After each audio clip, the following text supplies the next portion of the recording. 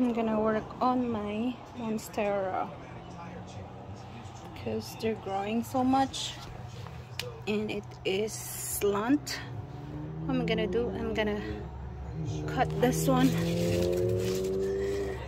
and move it here just so it would start going up again or straight. So I'm hoping this is right. I have to cut it on this one, not on that, because this one, it has roots. Let me know if I'm right.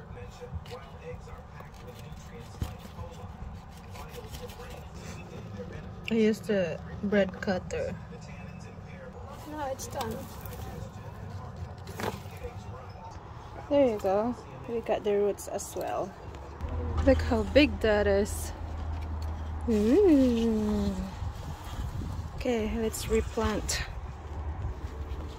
And so that's the one. That's the original one.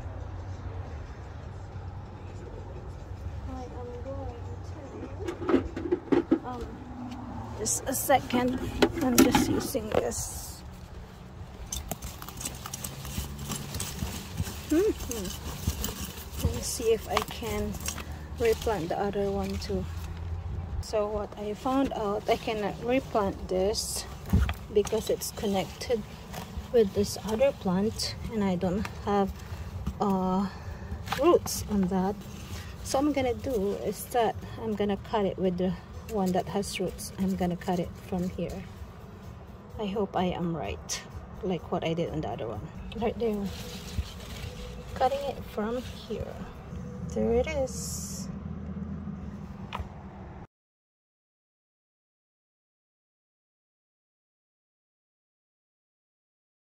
So October 27, 64 degrees outside, so we can plant. I actually started with this one and I have to replant. So what happened is that I took out all the sweet potatoes from this one because it's a big pot. I'm gonna replant my plant another branch of the monstera on this one. But look, I have to move all my onion, and also I have petchai there, and actually there's another petchai on this. It's a mustard. I believe that's mustard. Wish the weather would stay so I can at least continue planting them. It would be nice, isn't it? But eventually it's gonna be froze very soon here, so we're preparing to take care of them now as much as possible. I want them alive if I can still put them inside the house when really cold weather would start, because I also have this that I like. It's called, we call it labuyo in the Philippines. It's the smallest pepper in the world, and usually hindi nagre-red because I cannot pick up some of them every time I eat. So that's my onion.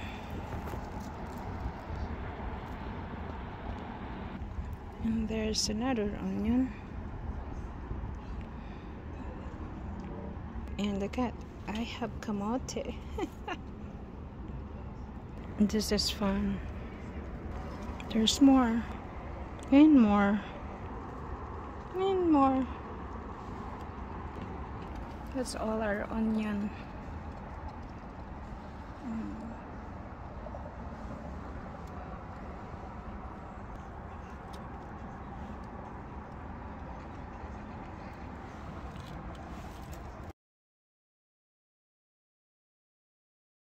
While I'm digging, I saw this kamote. Oh, di may kasama yung isa. Organic pa. Diba? There's actually more. And more. And more. Nasaktan yung isa. Well, yung pinakamalaki, ito ang ilalagay natin sa malaking pot. So I'm gonna put it here. Let's put that one there. As I see the roots now, I think I'm gonna cut them.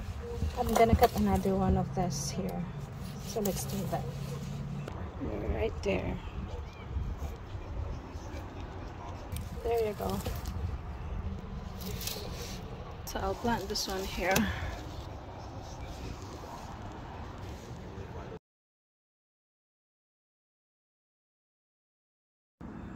Marami pa tayong nakuha dyan sa pinanggalingan ng kamote natin. Oh, sayang mga to, sana mabuhay pa.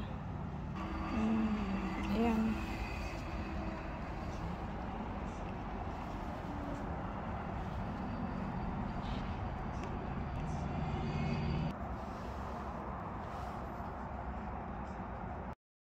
See, meron pa din.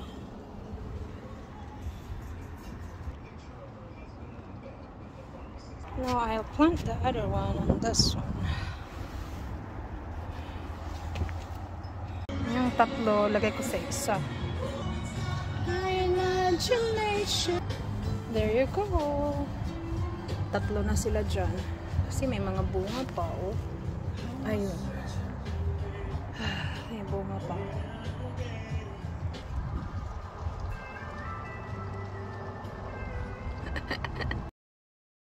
Transferring our eggplant. Now in a pot.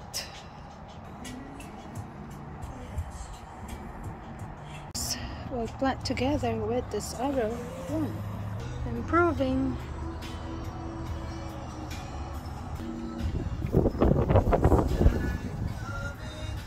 Hindi ko na alam gagawin ko sa ampalaya nito. Diyan na muna, kawawa naman hanggang hindi mag-frost, diba? Sibuyas ko, transfer ko dyan. So itong sibuyas, ilagay natin sa isang lalagyan. Oh, tanim natin dyan.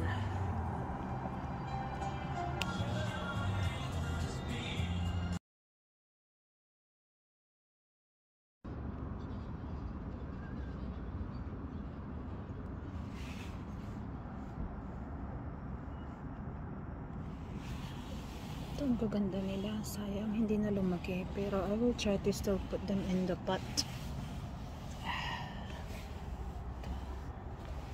Put it in the pot.